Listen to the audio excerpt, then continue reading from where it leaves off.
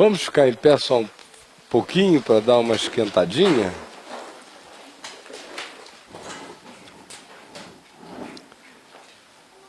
E vamos orar juntos.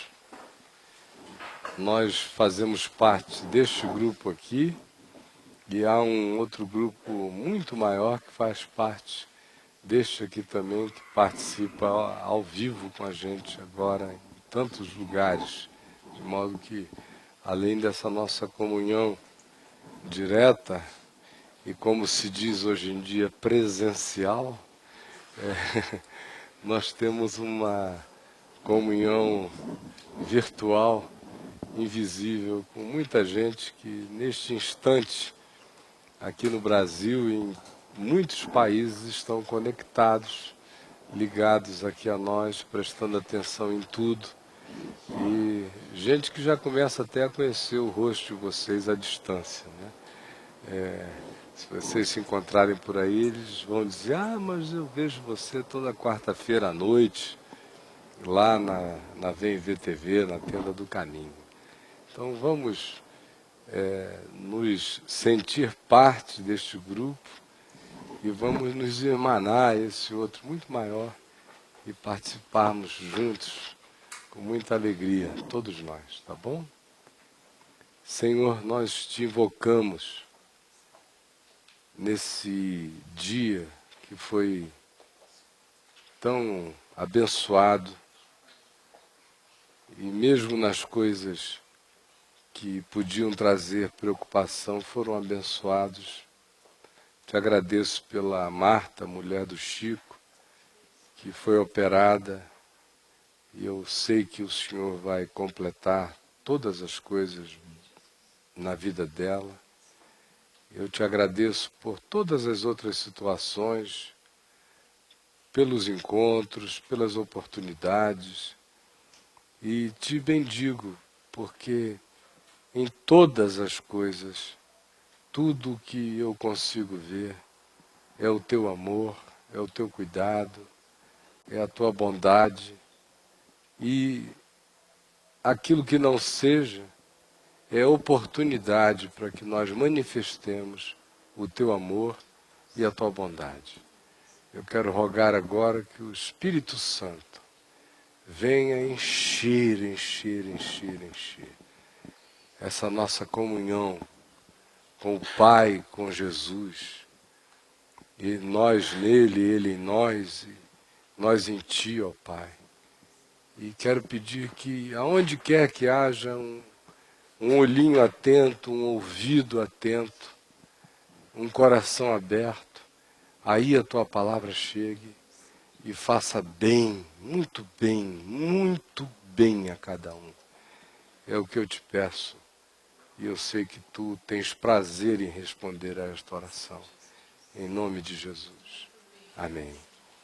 Podem se assentar. Nós estamos lendo, na sequência do caminho do discípulo, aqui em Mateus, no capítulo 17, que foi o que nós vimos na quarta-feira passada. Vocês se recordam, quando, depois de passarmos muito tempo vendo o texto áureo do chamado ao discipulado, que é: se alguém quer vir após mim, a si mesmo se negue, tome a sua cruz e siga-me. E isso já dentro de um contexto muito mais amplo, porque a gente já vinha fazendo uma viagem longa quando chegamos aí, passamos um bom tempo aí, e na quarta-feira passada nós tivemos uma quarta-feira transicional, no dizer apropriadíssimo da Négia, foi um cardápio, assim, porque ontem eu pedi socorro a ela, porque eu sabia que eu tinha dado um cardápio e eu já não me lembrava da ordem do cardápio, porque isso não está escrito em lugar nenhum, só está na minha cabeça, né? Então, aí a Adriana ligou para ela, ela me mandou por e-mail assim um cardápio bonitinho, eu tomo nota de tudo ali. Aí eu li, pá, tá aqui o índice remissivo da coisa toda, não é? porque foram listadas várias coisas que eu anunciei que nós iríamos estar vendo, e foram tantas que eu não queria que nenhuma delas ficasse de fora à medida que a gente for caminhando nessa sequência, tá bom? Então hoje nós vamos reler, nós já passamos daquele primeiro conceito do discípulo, que é saber quem é Jesus para ele. Tu és o Cristo, Filho do Deus vivo. Isso nos levou para um segundo momento pedagógico, quando Jesus fez questão, no capítulo 16, versos 21 e 22, mostrar que ele estava iniciando uma segunda etapa de ensino. A partir daquele tempo passou Jesus a mostrar que era necessário, aí ele introduz o tema da cruz. Aí vem aquela rejeição de Pedro, não é isso e tal, arreda Satanás. Aí Jesus vem e aplica aquilo ao discípulo. Pedro, você não tem que ficar lutando contra a cruz na minha vida, porque a cruz é o teu destino. É o destino de todo discípulo. Se alguém quer vir após mim, a si mesmo se negue, tome a sua cruz e siga-me. E aí há um terceiro momento pedagógico, muito claro.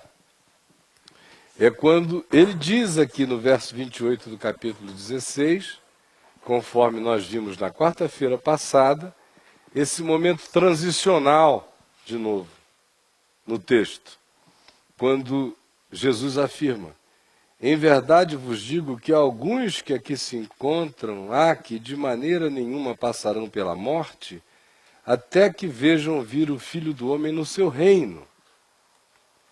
E quarta-feira passada eu falei até bastante a respeito disso. E o verso 1 do capítulo 17 inicia dizendo 6 dias depois, e o texto de Lucas 9, 28 diz cerca de 8 dias depois de proferidas estas palavras. Portanto, no texto de Lucas, o que se narra a seguir, que é a transfiguração, tem relação direta com o que Jesus dissera antes. O que Jesus dissera antes?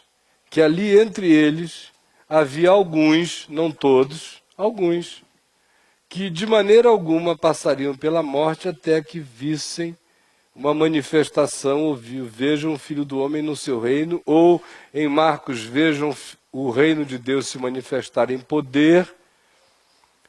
Enfim, são designações semelhantes e que geralmente confundem muito a cabeça de muita gente na hora dessa leitura, porque a maioria lê e diz assim: poxa, então alguma coisa falhou, porque o Filho do Homem não veio, e aquela moçada inteira passou pela morte, o Filho do Homem não veio. Mas, na realidade, Jesus não estava dizendo nada relacionado à sua volta, a parousia, aquela aparição que todo olho verá e que ele descreve aqui em Mateus mais adiante, em Lucas, em Marcos, em vários lugares. Não era disso que ele falava de algo subjetivo. Por isso é que ele diz que dentre todos aqueles que eram seus apóstolos ali e discípulos com ele, apenas alguns não veriam a morte até que vissem o Filho do Homem vir no seu reino. Ora, quando o Filho do Homem vier, não importa se alguém já foi ou se alguém esteja vivo, o fato é que tanto os que estiverem vivos como os que tenham morrido, Paulo diz, os mortos ressuscitarão primeiro, depois nós, os vivos, seremos arrebatados. Então esse é um problema inexpressivo, não existe essa questão quando Jesus vier. Todos, não importando em que estado ou condição, estaremos no mesmo estado de glória e de encontro com o Senhor nos ares. Por isso ele está falando aqui de algo subjetivo, é para alguns. E por isto Lucas não tem o pudor de interpretar o fato de que quando Jesus disse o que disse, ele se referia ao que ele haveria de demonstrar logo a seguir apenas para alguns. e em particular. E ele pega Pedro, Tiago e João e os leva a esse alto monte, que provavelmente seja o Monte Hermon, porque vocês não esqueçam de que no capítulo 16 eles estavam indo na direção de onde? Da Cesareia de Filipe, que fica no pé do Monte Hermon. Então o monte alto, 2.300 metros de altitude, provavelmente seja o Hermon. Quando ele diz o que ele diz, alguns há que aqui se encontram, que de maneira alguma passarão pela morte até que vejam o Filho do Homem vir, ele estava se referindo ao que ele iria mostrar como avant-première da glória dele para aquele grupo específico, não para o grupo todo. Por isso era só para alguns. E Lucas não nos deixa dúvida a esse respeito, repetindo pela terceira vez, quando ele linka, quando ele vincula essas palavras de Jesus à narrativa subsequente. Qual é a narrativa subsequente? A transfiguração, mostrando assim que a transfiguração era o cumprimento dessa promessa, era a manifestação dessa subjetividade, era essa expressão do reino de Deus chegando para esse grupo particular e específico de discípulos. Agora, qual é a intenção dele? Nós vimos que ele está vindo de uma primeira fixação, de uma primeira determinação. Estabelecer a pedra angular, a pedra de esquina. Qual é a pedra de esquina? Tu és o Cristo, o Filho do Deus vivo. Será que eu vou pedir para a gente repetir assim, igual a uma escolinha muito louca, ou uma coisa desse jeito, para todo mundo fixar? Então, de onde é que a gente está vindo? Qual é o ponto basilar? Qual é a pedra fundamental? Tu és o Cristo, o Filho do Deus vivo. Aí tem um segundo momento. O segundo momento, qual é? É a minha cruz e a tua cruz. Se alguém quer vir e quer ser meu discípulo, não só não pode brigar contra a minha cruz, como tem que tomar a sua e seguir, porque é a mesma caminhada. Aí a gente chega nesse terceiro momento, aonde ele diz, olha, eu vou introduzir vocês à consciência do reino e da glória. E eu disse na quarta-feira passada, que do ponto de vista existencial, espiritual e psicológico, não poderia ser de outra forma também. Porque ninguém suporta o significado do negar a si mesmo, do tomar a cruz, com as implicações disso que a gente viu 2 meses seguidos, e seguir a Jesus, sem que isto tenha profunda relação com um impacto gerado no coração acerca da glória de Deus em nós, da transcendência. Caminhar com Jesus no chão da terra, sem esperança da glória, é um projeto irrealizável. Por isso Paulo diz em 1 Coríntios 15, que se a nossa esperança em Cristo se limita apenas a esta vida, nós nos tornamos os mais infelizes de todos os homens. Discipulado, seguir Jesus, dizer eu sou do Evangelho, se isto acontecer sem que o indivíduo faça disso a viagem como um todo, entendendo que só faz sentido caminhar no Evangelho se eu for antes disso filho da ressurreição, se antes disso eu não me tornar um ser consciente do meu chamado eterno, da minha vocação eterna, da vida eterna em mim, da abolição do medo da morte, da destruição da fobia do morrer. Se não entrar em mim essa iluminação de glória, que faça com que eu não ande na terra ansiando pela minha própria morte física, mas sem nenhum problema com a questão, já totalmente resolvido, sabendo que eu sou habitado pela eternidade, que é o que faz com que a cada despedida de gente que eu ame e que parta, isso não me aleije, não me destrua, porque eu, por amor, olhe para aquela pessoa e veja que toda a dor que eu estou sentindo é apenas minha, e é fruto do meu egoísmo, da minha carência, do meu modo de amar possessivo, finito, mortal. Porque se eu amar mesmo aquela pessoa que partiu, eu não vou dizer que eu estou triste por causa dela. Eu teria a coragem de dizer que estou triste por minha causa, mas não por causa dela. Porque se eu a amar de verdade, e eu disser que eu estou triste por causa dela, eu estou dizendo que eu não creio que ela esteja na eternidade, ou que exista eternidade, ou que estar com Deus seja bom.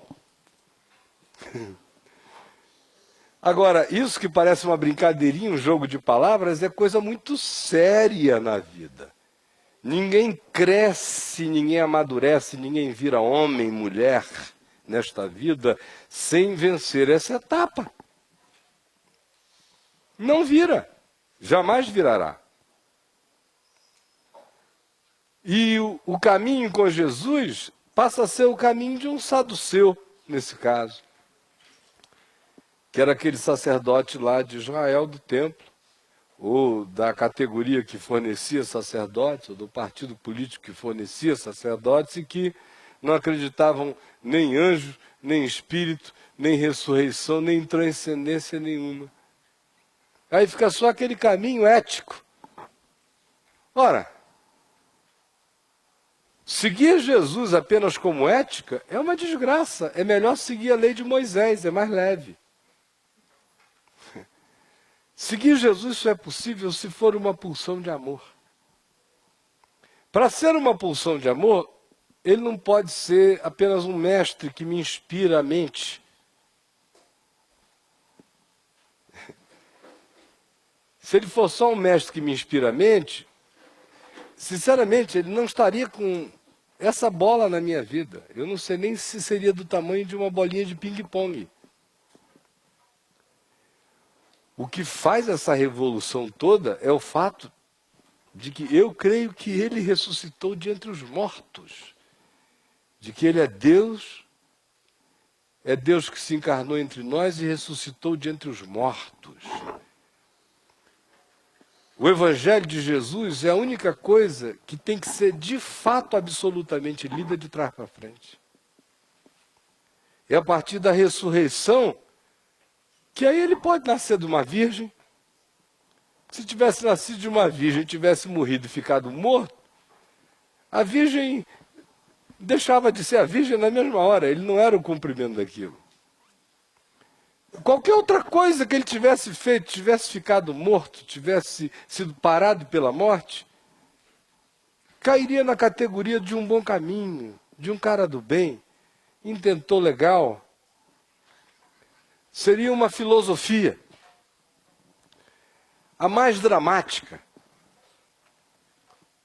a mais apaixonada, a mais suicida de todos em relação a se dar em amor para os outros, em entrega, em perdoar sempre, em isto e aquilo. Mas é só uma decisão de um grupo de pessoas que acha que se adequa àquele tipo de esforço existencial.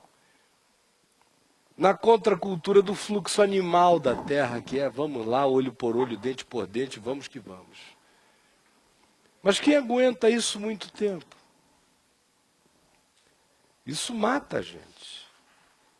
Isso faz você se tornar um legalista, um ser pedrado, um indivíduo endurecido, enrijecido. As suas contradições vão aparecer, você vai ficar cínico. Cínico, muito cínico. Aí o cinismo vai desenvolver uma grande hipocrisia. A hipocrisia vai diluir você inteiro, você vai viver do self, do si mesmo. Portanto, já não tem nenhuma cruz, não tem nenhuma negação, só tem aquele cara que fica com o discurso, mas sem nada dentro de si. A única realidade que alimenta a alegria de dizer: Tu és o Cristo, Filho do Deus vivo, que alimenta a alegria de negar a mim mesmo, tomar a cruz e segui-lo, é a esperança da glória de Deus, é a certeza da transcendência, é entrar nesse ambiente da eternidade. E é por isso que Jesus pega, e depois de fazer essa viagem anterior, ele leva os discípulos, alguns deles, para esse ambiente da eternidade. Para essa avant-première da chegada do reino, para essa pílula, para esse holograma de glória, para essa Shekinah concentrada. Os leva lá. E não leva a todos, leva a alguns. Nos ensinando, como eu disse na quarta-feira passada, que nem todo mundo vai entrando em cada uma dessas dimensões na mesma hora. Assim como na primeira, quem foi que disse: Tu és o Cristo, Filho do Deus vivo?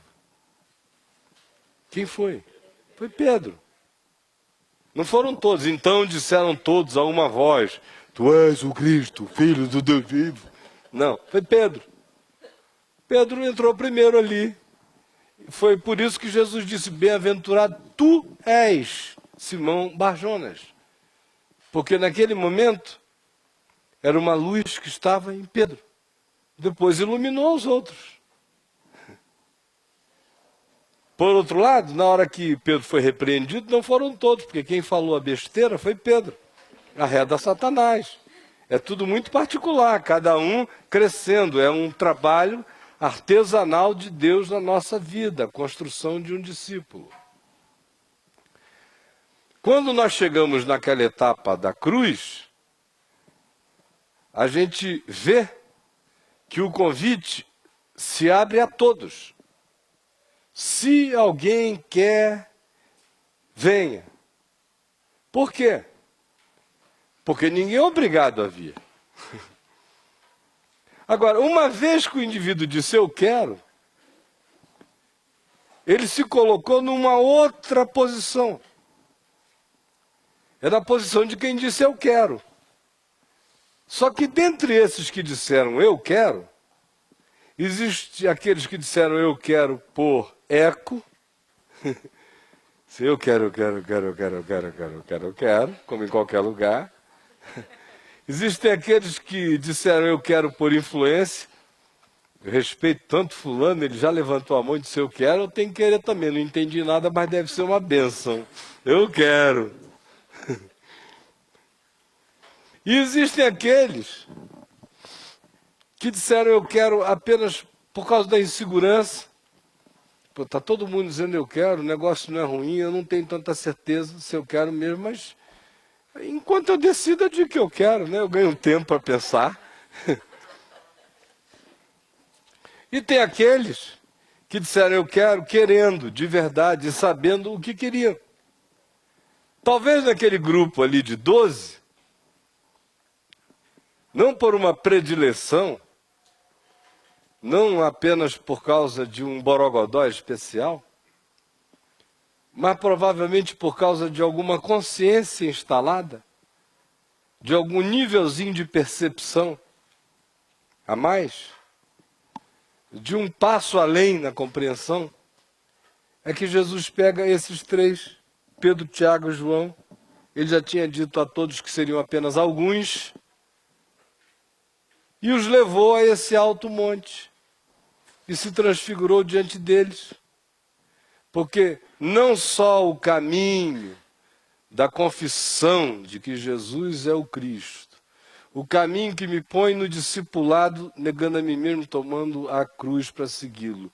Não encontra alegria de gozo para prosseguir em perseverança a existência inteira, sem um vislumbre da glória de Deus. De outro lado, esse vislumbre é crescente. Ele é crescente. Alguns levam aquele impacto do tipo Paulo, que recebe um pé no peito, um pisão da graça, um atropelamento do amor de Deus. Mas é uma raridade. A maioria vai sendo iluminada, vai indo de luz em luz, de percepção em percepção. Mas é absolutamente essencial que a entrada nesse mundo de percepção de glória, de eternidade, de invisibilidade mais concreta do que as coisas que a gente pega, comece a nos envolver, e a gente vai entrando nessa dimensão, porque sem essa percepção não haverá o ânimo para enfrentar o resto da viagem. Jamais haverá. Isto é absolutamente coerente, essa sequência aqui do Evangelho, que depois da cruz leva para a glória e para a transfiguração, ela é coerente com a sequência histórica da vida da gente. Porventura não convinha que o Cristo padecesse e depois entrasse na sua glória? É o que Jesus pergunta àqueles 2 discípulos no caminho de Emaús, vocês lembram? Essa também é a sequência de tudo mais. A gente primeiro padece, vive a experiência dessa peregrinação, depois a gente entra na glória. Nunca será invertido. Será sempre assim.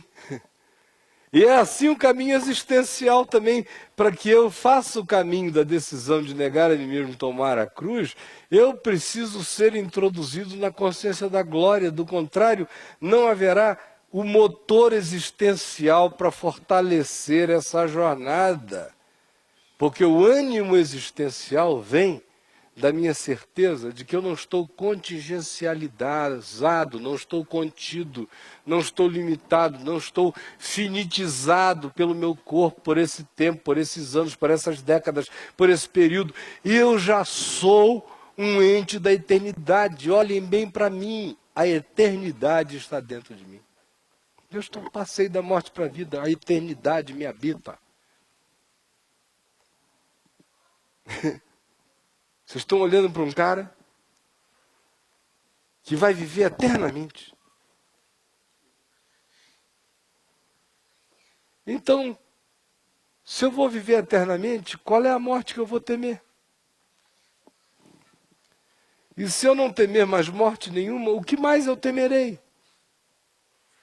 E se eu não temer a morte, eu não a temerei porque eu creio no amor de Cristo em quem eu estou seguro, prometido e garantido. E se é o amor de Jesus que está dentro de mim, internalizado, garantido e plantado, em mim não existe medo, porque onde há esse perfeito amor, todo medo é lançado fora. Aí se todo medo é lançado fora, o que surge dentro de mim? Senão um desassombro enorme para viver. No qual negar a mim mesmo é privilégio, tomar a cruz é alegria. Perdoar sempre é a minha bênção. Enxergar o melhor nos outros é a luz do meu olhar. Fazer pontes de fraternidade entre as pessoas é a minha missão de filho de Deus. Mulher, eis aí o teu filho. Filho, eis aí a tua mãe. Tendo sede, vir a pedir água é uma condição da verdade da minha realidade. Negar-me a aceitar uma coisa que não seja o necessário à realidade é um exercício da minha consciência. Dizer não para o vinagre. Dizer Deus meu, por que me desamparaste? É algo que eu posso fazer sem blasfêmia na boca, dizendo Deus meu, ou seja, fazendo a pergunta do limitado dentro da própria eternidade, beijado por Deus, porque eu estou dizendo Deus meu. Crendo que está tudo consumado e, portanto, encontrando descanso total e justificação absoluta, e todo dia dizendo, nas tuas mãos eu entrego o meu espírito. Isso aí é animado todo dia, se dentro de mim eu tiver entrado nessa consciência da glória de Deus. Do contrário, se o meu mundo for o Distrito Federal, eu estou danado. As minhas esperanças para essa vida têm a ver, meu Deus, com essa mulher que eu encontrei agora, que maravilha, ai Jesus. Ou esse novo emprego que eu ganhei, ah Senhor, obrigado, obrigado, agora eu sou alguém. Se as esperanças forem essas, sinto muito. Vocês estão despedidos. Como diria o Woody Allen na década de 80, vá para casa, cubra bem a cabeça, feche o quarto, faça tudo ficar escuro, fique gemendo e tenha a mais profunda crise de angústia. Porque é o que resta. O que resta para além disso? O mundo vai ficar um espetáculo? Você está sonhando com os seus tataranetos cheios de chips para todos os lados, e conectores, e todo mundo assim. Esse é o seu sonho de consumo? Um mordomo Android em casa que sirva para outras coisas também nas horas vagas? Qual é a tua? O aquecimento global, subida do nível das águas, manifestações de bestas da terra e do mar. Quais são as suas esperanças? E antes de dar o último suspiro e encontrar o príncipe ou a princesa encantada, para não morrer frustrado, vou morrer amanhã, mas hoje eu beijei a princesa encantada. É esse o seu negócio? Se a sua esperança for essa,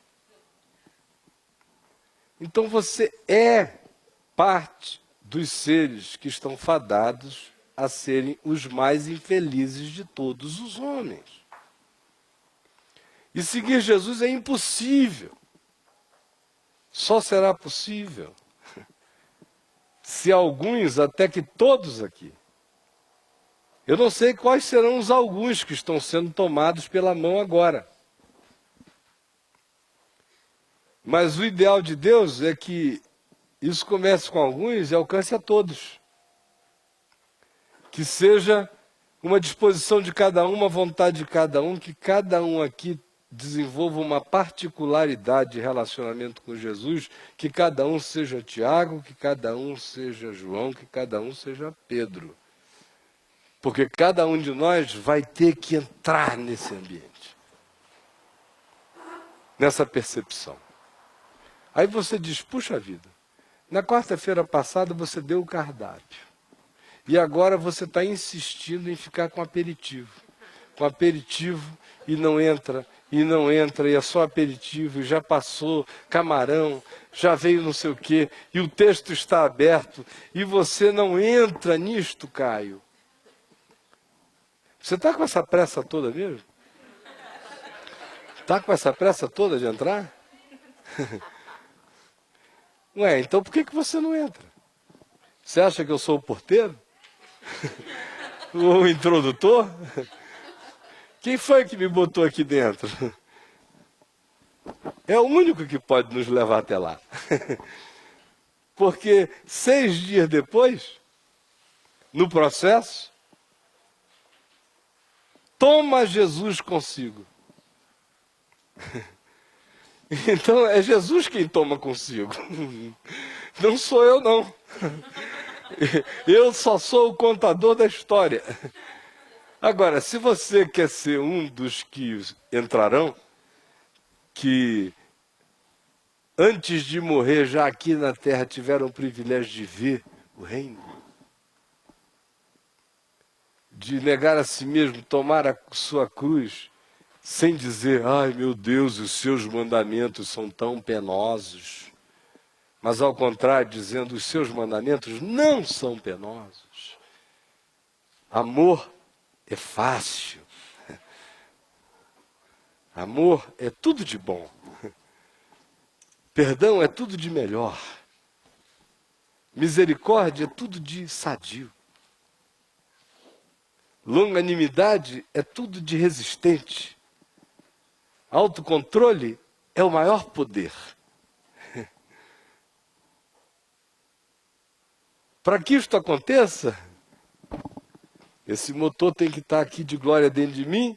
E como eu disse, eu preciso ser tomado por Jesus para esta dimensão. Agora, ele vai chamar quem no coração quiser. Quem no coração não estiver com essa intensidade de desejo, não irá a lugar nenhum. Continuará vindo às quartas-feiras, no máximo, me ouvir. O que não é de todo mal, porque pode ser que uma hora alguma coisa aconteça. Mas não é nem um pouco de todo bem, porque você podia estar experimentando você mesmo já agora. Ao invés de ficar esperando aquele dia em que eu pegue você pela mão e diga, venha minha filha, venha meu filho, deixa eu te mostrar. Eu não tenho esse poder. Eu não tenho. Eu mesmo tenho que me deixar tomar e levar. Eu tenho apenas que querer. O meu coração tem que confessar essa vontade de experimentar a glória de Deus. A gente pode apenas imaginar a seguinte situação e a seguinte cena, que é Jesus chegando e dizendo isso aos seus discípulos, em verdade eu vos digo que há alguns aqui que de maneira alguma passarão pela morte sem que vejam o Filho do Homem no seu reino. E aí um cara foi meter o dedo no nariz, andou para lá, aí o outro chegou, ó que pedra bonita essa aqui, vocês viram? Lá perto da minha casa tem muita pedra bonita assim também. Aí um outro disse, legal, né, esse negócio aqui, serve para muita coisa, me lembra até aquele seu milagre, Jesus, lá em Caná da Galiléia, toda vez que eu vejo um cálice assim grandão. E aí cada um para um lado, a gente não sabe se apenas Pedro, Tiago e João ficaram assim, bem juntinhos, com aquele coração expectante. Eu não duvidaria, porque esses caras aqui, pelo menos Tiago e João, foram capazes de algumas caras de pau extraordinárias para chegar mais junto. Vocês lembram disso? Chegaram a pedir a mãe deles para ir falar com Jesus, a mãe dele ir falar com Jesus. Dizendo, Senhor Jesus, olha, será que quando o Senhor vier no seu reino, não dá para o Senhor botar o Tiaguinho e o Joãozinho? Eu não vou dizer quem é que fica à direita nem à esquerda, é decisão do Senhor, mas tem que ser os dois, uma à direita e outra à esquerda. Pediram a mãe, as figuras, imagina só. Então, ambição por esse negócio de reino de Deus eles tinham. Não sabiam bem o que era, mas eles tinham, eles queriam. E a mãe dizia, olha, se possível, um à direita e outro à esquerda. Não me importo com a ordem, desde que fiquem todos dois sentadinhos ao seu lado. O fato é que são esses indivíduos que Jesus toma consigo. O convite é vem e segue-me. A introdução nisso só acontece se o mesmo que disse vem e segue-me, me tomar e me levar. Agora, você diz, bom, então isso depende dele, basta eu ficar aqui na minha. Nunca é assim. Nunca foi nem será. Vocês estão pensando que Paulo foi escolhido para levar aquela cacetada que ele levou. É porque ele estava absolutamente assim. Se Deus quiser alguma coisa comigo, ele vem atrás de mim. Não. Paulo era o anti-adorador mais apaixonado que existia no mundo.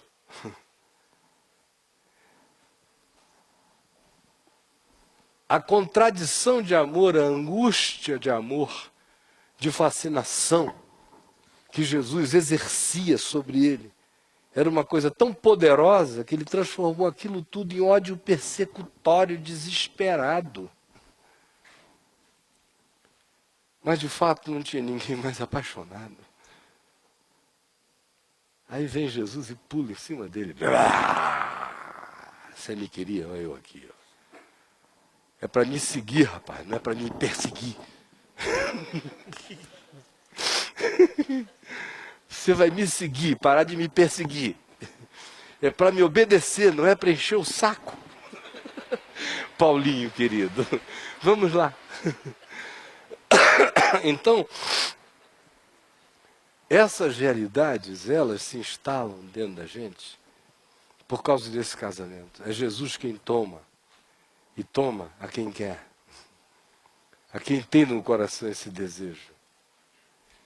Porque, de fato, essa é a viagem mais libertadora de todas. Vocês lembram que lá na carta aos Hebreus está dito que Jesus veio ao mundo nos livrar, dentre tantas coisas, de duas delas. Veio destruir aquele que tem o poder da morte, a saber, o diabo, e livrar aqueles que pelo medo da morte estavam sujeitos à escravidão por toda a vida. É só quando você de fato tem a percepção da glória, quando a transfiguração entra em você, quando a transcendência, quando o rosto de Cristo se descontingencializa, você vai vendo a glória do chamamento, quando o vislumbre do cenário eterno começa a entrar em você e alimentar a sua alma. É aí que começa a grande pulsão de alegria que vai fazer a jornada se tornar o mais fascinante projeto de vida em qualquer momento da existência e sempre. Mas é uma viagem que você vai ter que fazer com ele. É intransferível. Siga-me. Agora suba comigo aqui. Entre comigo neste ambiente aqui. Que ambiente é este? É o que nós vamos estar vendo próximo mês inteiro e o outro, possivelmente. Esse ambiente, os significados dessa ambiência que precisam ser transferidos para dentro de nós. Porque, conquanto essa seja a transfiguração para Pedro, Tiago e João, ela não se circunscreve a eles. Vocês lembram de que em 2 Coríntios, capítulo 3, no verso 18, Paulo diz, e todos nós, agora, não apenas Pedro, Tiago e João, mas todos nós agora, com o rosto desvendado, sem ser como Moisés que punha face na cara, mas com o rosto para fora, somos chamados a olharmos a face de Jesus, a glória de Deus na face de Cristo, para que pela contemplação dessa transfiguração todos os dias, dessa transcendência eterna, dessa majestade todo dia, nós sejamos transformados e nos tornemos à semelhança de Jesus pelo trabalho constante do Espírito Santo que vai acrisolando, mexendo, dando forma, mexendo na nossa semelhança, gerando uma conformação de semelhança com Jesus no coração, na mente da gente. Isso só acontece se a gente olhar para a glória de Deus todo dia. Todo dia. Agora, é uma viagem que você vai ter que ter a vontade de fazer. E para cada um de nós ela vai ter manifestações diferentes. Mas a gente tem que ter essa disposição interior de fazer a viagem. Eu não tenho nenhuma receita a lhe dar do tipo, vá para casa e reze 14 Pai Nossos, depois faça 1000 respirações assim, depois sente numa determinada posição, tente decorar o salmo tal e o repita 9 vezes. Depois disso, faça isto e aquilo, porque você vai chegar lá. Tudo isso é falacioso e mentiroso, vocês sabem. Esse milagre só acontece se for particularizado. Cada um com o rosto desvendado, cada um no particular da vida, cada um com a disposição de dizer, Jesus, eu quero entrar contigo neste ambiente. Se há alguns aqui que verão, eu quero ser um deles. Ambição espiritual é uma das coisas que está em estado de morte entre nós. Ambição espiritual. Hoje, a fé está vinculada à palavra usar. Vocês já notaram? É usar a fé. A fé virou um instrumento utilitário. É para usar a fé. A fé já não é mais a certeza das coisas que se esperam e a firme convicção de fatos que se não veem. A fé é um instrumento de apropriação, débita, indébita, de qualquer modo. Quem tem, leva. Quem tem fé é esperto, é o malandro da vida. É a fé. E Deus honra a todo malandro que, tendo fé, entender que é melhor dar 10% e ganhar 90% do que não dar 10% e ter o resto todo comido pelo devorador e pelo gafanhoto, sei lá o quê. Então, no meio dessa gafanhotada toda, o pessoal vai vivendo e esticando a vida sem nenhum significado, com medos e pânicos, sem nada acontecendo jamais da graça de Deus dentro de si e com esse agravante horroroso. É que o que eles têm não é fé. Eles têm fé como um instrumento de macumba,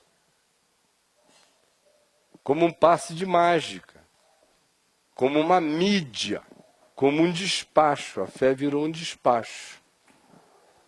Mas não é fé que se manifesta na busca de relação com Deus, que tenha ambição espiritual. As ambições dessa fé, fétida, terrena, animal, são todas ambições caracterizadas pelo que seja ambição humana. Então é fé para comprar aquela casa, é fé para derrotar um adversário que me molesta no Senhor, porque eu sou cabeça e não sou cauda. É fé, porque bem-aventurados os humildes de espírito. Agora, isso é uma coisa entre eu e Deus, porque pro lado de cá tem que ser arrogante mesmo, até o fim, senão ninguém me entende. Eu estou passando em nome do Senhor dos exércitos. Entendeu? O meu Deus é o Deus de uma milícia poderosa. O meu Deus é o Deus do bope. Então, toma cuidado comigo. É assim, mais ou menos assim que funciona. É uma coisa bem utilitária. E mais do que isso, é uma fé de contabilidade. É uma fé matematizada, é uma fé que você pode registrar em livro. No dia tal, ganhei um carro, comprei o segundo. Aquele sonho da gravata vermelha, aquele vestido que a minha melhor amiga tinha, e ela era rica, eu nunca pude comprar. Hoje o Senhor me abençoou e eu realizei esse sonho, que é a realização de uma inveja, na realidade, mas que a gente chama de uma realização de um sonho. Essa é a fé de hoje. É a fé de agora, é o Deus Cupido. O Senhor Deus me abençoou e eu consegui a menina que eu queria. Aleluia. É o Cupido. É a fé de hoje. Essa fé Se disserem que a sua mãe está com câncer, não importa se ela tem 90 anos ou apenas 38, com essa fé você está ferrado. Ferrado. Entendeu? Está ferrado mesmo.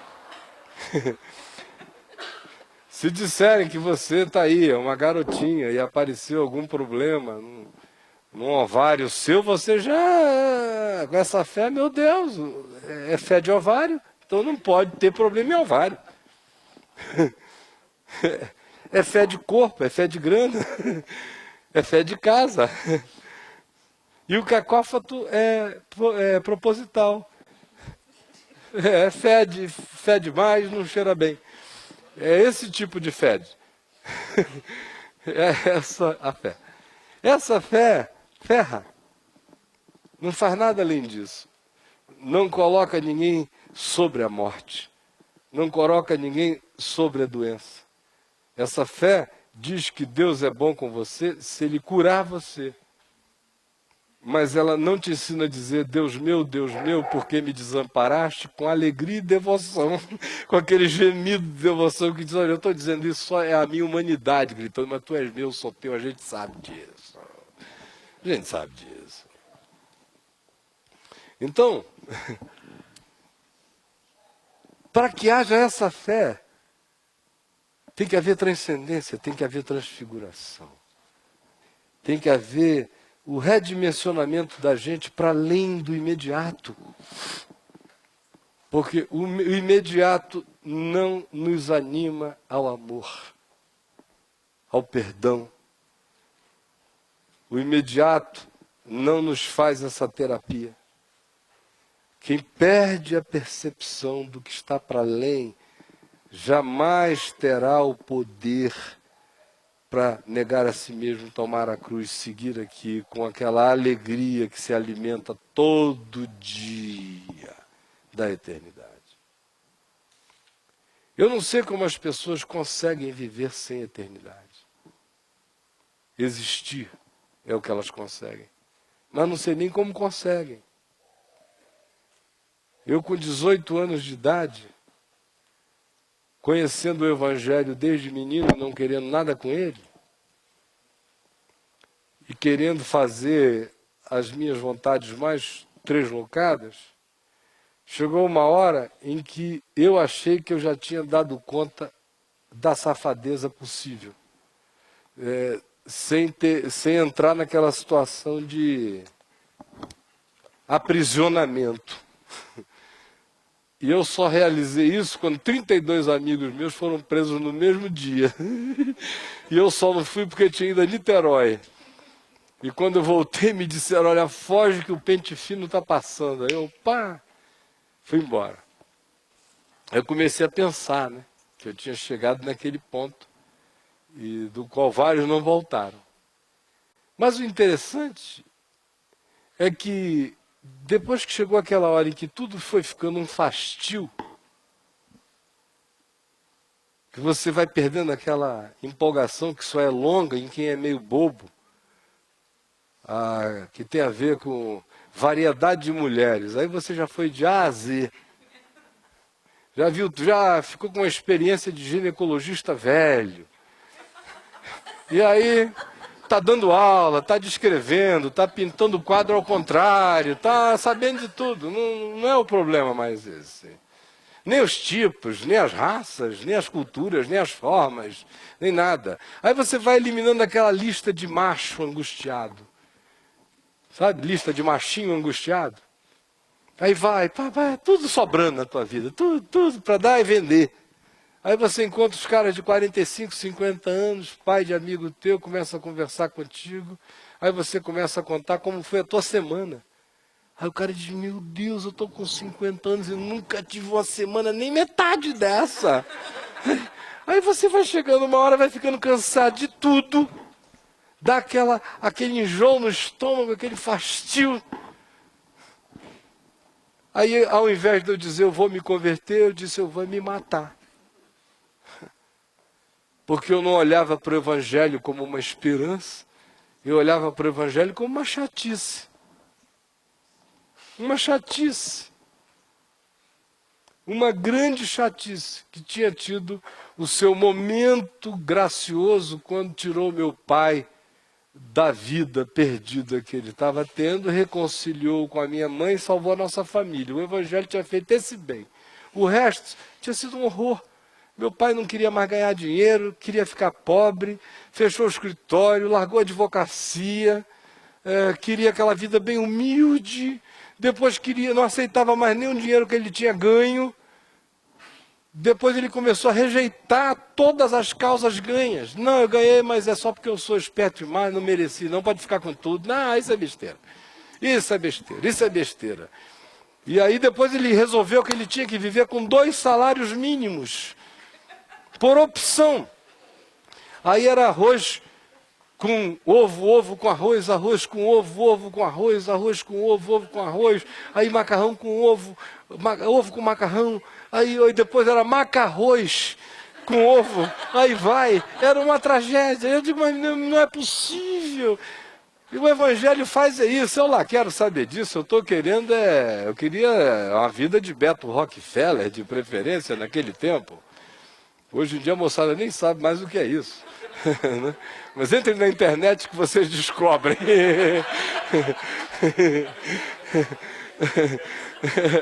Então, para mim, o que era satisfatório era a morte, porque eu não tinha nenhuma ambição espiritual. Por quê? Porque o evangelho tinha se tornado para mim uma coisa absolutamente terrena e chata. Só um projeto ético que soava para mim do tipo não, não, não, não, sem nenhuma compensação de alegria. Foi só quando a esperança da glória de Deus entrou em mim, foi só quando eu encontrei o tesouro mais valioso do que tudo, foi só quando eu encontrei a pérola de grande valor, que aí você e eu ganhamos a disposição de vender tudo que tem e comprar aquele campo. De negar a si mesmo, tomar a cruz, e fiquei, meu Deus, eu encontrei o tesouro. Eu entrei na glória. E é essa viagem para dentro da glória, com todas as dimensões possíveis da sua percepção simbólica e arquetípica para nós hoje, é que nós vamos aprender a discernir durante esses dias e esse tempo, de uma maneira muito particular e muito íntima. Essa viagem toda, para quem for fazê-la com a gente, precisa e demandará de nós essa vontade ambiciosa de dizer, Senhor, me inclui nessa. Me inclui nessa. Senão, você vai terminar e vai dizer, eu fui lá umas quartas-feiras, ouvi o Caio falar da transfiguração, é muito legal. Cobriu um espectro enorme de coisas, desde elementos relacionados a dinheiro, a finanças, a roupa, a cultura, a expressões físicas. Aprendi um monte de coisas sobre o significado de Moisés e Elias estarem no monte conversando com Jesus. Aprendi por que Pedro queria fazer 3 tendas, era uma insanidade absoluta. E fiz uma viagem histórica até hoje que mostra que aquele projeto era um projeto que foi aquele que veio a prevalecer depois e que transformou tudo naquilo que tudo se tornou. Eu aprendi isto e aquilo e muitas outras coisas que a gente tem para ver. Aprendi que, no final, a síntese de tudo é uma só. Que quando eu crescer mesmo, vai chegar aquele momento em que vai ficar só Jesus. Conforme termina a transfiguração. Mas essa é uma viagem que a gente vai fazendo. Por enquanto, a maioria de nós aqui ainda é gente que precisa saber o que Moisés estava conversando com Jesus, se Moisés desistiu mesmo da cátedra dele, se ele estava ali entregando o jogo, dizendo, ô Senhor, ainda bem que o Senhor veio. Porque olha só, agora eu estou vendo a glória de Deus sem ficar com medo. Porque lá no Monte Sinai era apavorante. E no dia que eu pedi para ver a tua glória, me disseram que ali na lei só dava para mostrar a tua bondade, porque se eu olhasse para a tua glória eu ia derreter. E olha eu aqui, ó, vendo tudo isso. O que Elias está dizendo? Que conluio é esse que Lucas diz que eles conversavam com Jesus acerca da cruz? Qual a conversa de Moisés e Elias com Jesus sobre a cruz? Que é a conversa que Moisés e Elias em nós têm que ter com Jesus sobre a cruz. O que Moisés significa em mim? O que Elias significa em mim? O que Elias e Moisés sem Jesus têm de significado para mim? Como Moisés e Elias têm que se reconciliar em Jesus e na cruz, que é a consumação de todas as coisas. A gente vai aprender, porque hoje o coração ainda precisa de muita cenografia. Jesus os levou e o rosto teve que brilhar como o sol na sua força, a roupa ficar mais alva do que qualquer lavandeiro da terra poderia lavar, como disse Marcos, ou mais alva do que a luz, como diz o texto aqui. Ou vem uma nuvem luminosa que os envolve. Imaginem só, uma nuvem luminosa, que cenografia. Aí vem a voz do pai, este é o meu filho amado, e que não é aquela voz lá épica de Hollywood, não, né? Já pensou se a voz do pai for uma voz assim, tipo James Taylor? Ninguém ia nem entender, né? Aquela voz assim, suavezinha. Parece que a voz do pai tem que ser estilo Cid Moreira, né? Este é o meu filho amado.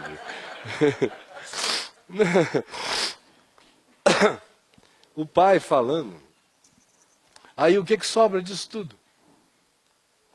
O pai acaba, é o pai que acaba com a cenografia toda, dizendo, este é o meu filho amado em quem eu me comprazo a ele ouvir. E quando eles abrem os olhos, não viram mais nada, só Jesus. A gente vai aprender que a grande viagem é quando fica só Jesus. Que a grande glória é só Jesus. É quando Ele te basta em tudo. Esta é a viagem que nós vamos fazer. E a gente vai ver aonde isso vai crescer dentro de nós, na nossa mente. De fato, para quem acompanhar, será uma viagem também de reorganização mental, espiritual, de valores, de significados para cada um de nós. Mas eu repito, não fiquem achando que eu estou me delongando. Eu hoje estou de fato terminando, né? Mas sem essa introdução, tudo mais que eu vier a dizer depois teria menos significado, porque agora estabelecida essa âncora do nosso interesse, tudo mais vai se vincular a ela e ganhar significado. E que âncora é essa? A gente quer ser arremessado com ambição espiritual para além do véu. A gente quer entrar nesse ambiente. Nós queremos recuperar a percepção do transfigurado, do transcendente, da oração, do milagre, da nuvem luminosa, da voz de Deus, da palavra que fala, da nossa própria perplexidade ante as manifestações de Deus. A gente quer recuperar o desejo de Deus em nós. Eu vejo muita gente dizendo que quer saber a vontade de Deus para fazer a vontade de Deus, mas a maioria não tem nem desejo de Deus. O desejo de Deus é de conhecer a Deus. Eu vejo umas pessoas querendo saber o caminho. Olha, o que eu faço, hein? Eu digo, mas para que você quer saber o que fazer? Primeiro você tem que conhecer a Deus. Conhecer a Jesus, tem que poder dizer, tu és o Cristo, Filho do Deus vivo. Tem que ter levado umas broncas, sai daí, diabo. Tem que aceitar e querer, negar a si mesmo, tomar a cruz e segui-lo. Tem que ter essa ambição espiritual de dizer, se tem alguém aqui que pode ver algo, Senhor, não estou trabalhando contra ninguém, mas me inclui nessa, por favor. Porque eu quero ter percepções, visões, discernimentos, compreensões, vislumbres. Quero ter glória em mim. Quero poder, como Paulo, dizer, justificados, pois, mediante a fé, temos paz com Deus por meio de nosso Senhor Jesus Cristo, e estamos firmes, estamos realmente firmes nessa fé, nessa esperança, e nós nos gloriamos na esperança da glória de Deus. E não somente isto, mas gloriamo-nos nas próprias tribulações. Eu só vou poder aprender a me gloriar nas tribulações se antes eu tiver aprendido a me gloriar na esperança da glória de Deus. Se eu for um ser da eternidade, uma pessoa que venceu a morte em Cristo, que está para além da calamidade, que não tem mais pena de si, que não está esperando que a vida seja muito fácil para que Deus prove o seu amor para com ela. Não. Alguém que se tornou aquele indivíduo Abacuque de alma, que diz ainda que a figueira não floresça, nem haja fruto na vide, e o produto da oliveira minta, e nos campos não haja mantimentos, todavia eu me alegro no Senhor, no Deus da minha salvação. E se nós não aprendermos a fazer isso todo dia, nós vamos ter muitos dias horríveis na vida, quase insuportáveis. Porque a gente tem que aprender que basta cada dia o seu próprio mal, mas que todo dia traz seu mal. Todo dia traz sua luta maior ou menor, grandiosa ou mínima, escrachada ou sutil, mas todo dia traz a sua. E o que me aguarda é uma sucessão de não sei o quê, de beijos e de tapas, de abraços e de empurrões, de honras e de desprezos, de carinhos e de malfeitos, de acolhimento e de rejeição. Alguém aqui espera qualquer outra coisa dessa existência? Espera um tratamento VIP, diferencial, especial? A morte é de todos aqui, exceto se ouvirmos o soar da última trombeta e estivermos em Cristo. Do contrário, é a experiência de todos. Com que idade eu não sei, todo mundo vai morrer, todo mundo vai sentir dor, todo mundo vai sofrer, todo mundo já sofreu, todo mundo vai sofrer ainda. Ninguém tem que saber do que, nem como. Agora Jesus disse, exultem, ergam a cabeça, a vossa redenção se aproxima. O tempo todo Jesus disse que a salvação para a contingência dessa existência era a glória de Deus, era a transcendência. O tempo todo. No mundo tereis aflições, é uma certeza. Mas tem de bom ânimo, eu venci o mundo. Venceu como? Vencendo a morte. Ressuscitando, abrindo a porta da eternidade, dizendo, olha, desculpem os pudicos, eu sei que vai ficar gravado, mas me perdoem, eu estou falando assim com a boca limpa, o coração limpo. Na realidade, não importa a sacanagem. Não importa. Quando a glória de Deus entra em você, você se torna insacaneável. Esta é a verdade. Agora imagina o cenário. Se vamos aprontar a morte dele. Nós todos aqui somos demônios. Estamos reunidos, não gostamos dele. Vamos aprontar a morte dele. Ele é um discípulo, está em Cristo. Aí a gente mata ele. E ele sai dando gargalhada pela eternidade.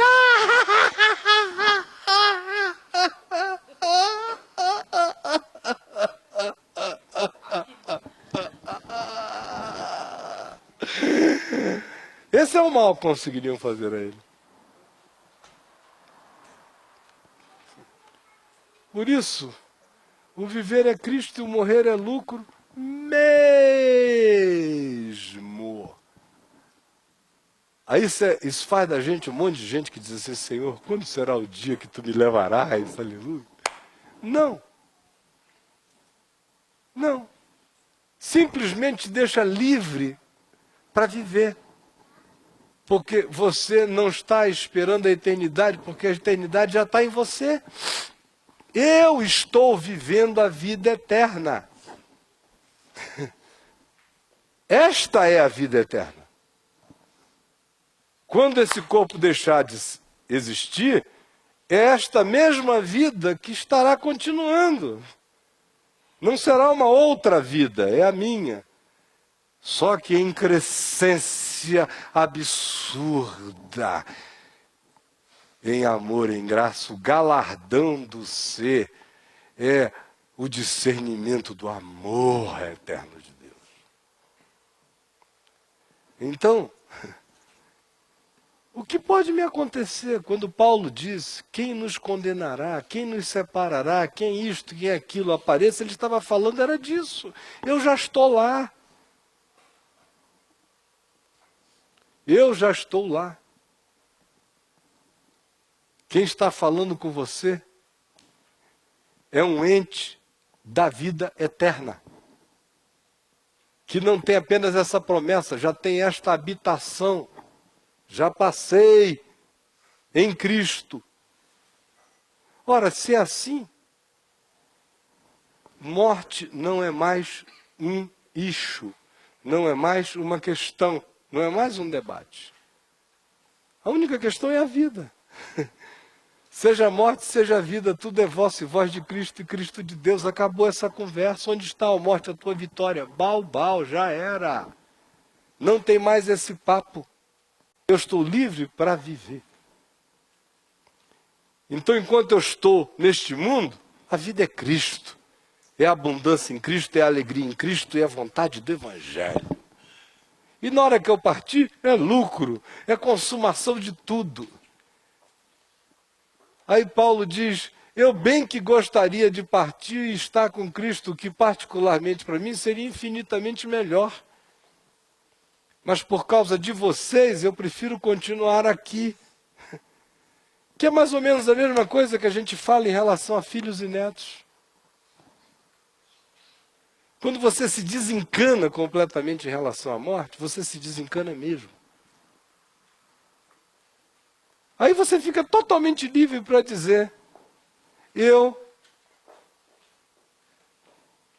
só peço ao Senhor que me dê mais tempo aqui para cuidar desses queridos aqui que eu ainda sinto que precisam. Mas se o Senhor achar que está na hora de me levar, eu sei que o Senhor cuidará deles também. Então, você está livre.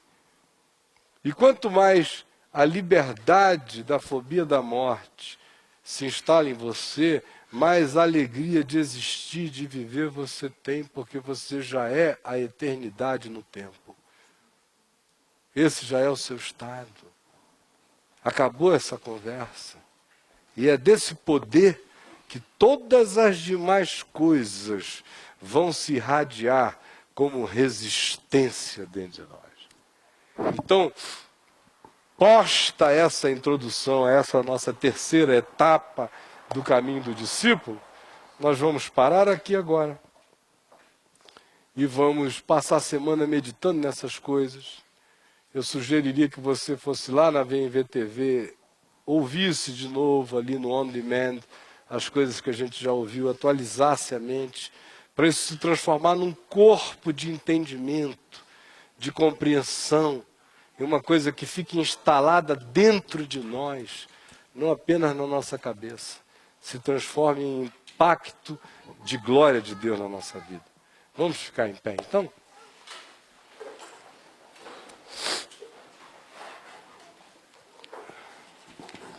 Tá friozinho, né? Tô vendo um bocado de gente assim, bem agasalhadinha. E tá um friozinho bom, gostoso. Vocês são muito amados, sabiam? Muito queridos, todos vocês mesmo. Que o Senhor Jesus abençoe a cada um. A cada um. E aqueles que cada um aqui amam e que estejam precisando de oração, de socorro divino, que o Senhor ouça o intento do seu coração, o seu desejo de amor por alguém, por alguns, que Ele recolha a sua preocupação, que você lance sobre Ele a sua ansiedade, porque Ele tem cuidado de nós, tem cuidado de você, cuidará sempre. Que o Senhor recolha lágrimas e frustrações e transforme tudo em esperança, em alegria, e que o Senhor nos salve das nossas fixações também, dos nossos encasquetamentos, das nossas manias de que tem que ser do nosso jeito, que Ele nos dê aquela liberdade de dizer: Senhor, eu quero o teu modo, eu não quero nada que não seja o artefato do teu amor, a construção do teu carinho para a minha vida. Então está tudo diante de ti. E que, sendo assim, você experimente a grande alegria de ver as suas orações respondidas, conforme a promessa de Jesus. João diz: sabemos que se pedimos segundo a sua vontade, Ele nos ouve. E Jesus disse que a vontade dele era que pedíssemos segundo a vontade dele e recebêssemos, porque aí a gente ia ter a experiência de uma alegria completa, que é essa experiência de ver a glória falando com a gente, ver o sublime falando com a gente, o eterno se manifestando na vida da gente. Vamos orar então, crendo e ambicionando as realidades espirituais, e entrar nesse ambiente de transfiguração que haverá de entrar em nós, que haverá de ser um cenário que vai amadurecendo para chegar naquele momento de satisfação total, que é quando o coração diz: eu tenho tudo, somos eu e Jesus. Aí é Jesus dizendo: Pai, eu neles e tu em mim e eles em nós. Aí já não é nada para fora, já está tudo dentro da gente. Senhor Jesus, eu quero pedir que estas palavras faladas aqui com tanta simplicidade, de modo quase infantil, tenham chegado como compreensão, como ambição espiritual, como desejo elevado, como busca de coisas excelentes, como vontade de deixar o terra a terra, o pó a pó, as coisas absolutamente midiáticas e passageiras e circunstanciais e apenas utilitárias, e nos deixarmos catapultar para este alto monte que acabará sendo um cenário de glória em nós. Eu quero pedir que cada um aqui entenda isto, que nós fomos salvos, foi para salvação mesmo. Fomos salvos, não foi apenas para deixarmos uma coisa ou outra, um vício aqui, outra bobagem ali. Nós fomos salvos para a eternidade já está em nós. Nós fomos salvos para a salvação, fomos salvos para a glória de Deus. Não fomos salvos para a imortalidade, fomos salvos para a eternidade. Não fomos salvos para ficarmos neste mundo muito tempo e morrermos de velho sem saber o que fazer com tanto dinheiro. Nós fomos salvos foi para termos um tesouro eterno no coração. Nós fomos salvos foi para além desse mundo imediato a gente ver cenários de anjos e vermos a glória de Deus e nos confortarmos na glória de Deus e transcendermos aos pesos e contingências presentes, olhando para o eterno peso de glória vir a ser revelado em nós. De modo que cada renúncia nossa seja feita com a alegria de quem lambeu a glória e com o privilégio de quem já está galardoado. Por favor, que essa consciência entre nós, porque sem ela ninguém irá a lugar nenhum. Eu peço que seja assim, sabendo que assim está sendo, pelo menos em alguns, e que se torne uma percepção para todos e uma prática para todos. Em nome de Jesus. Amém, Senhor.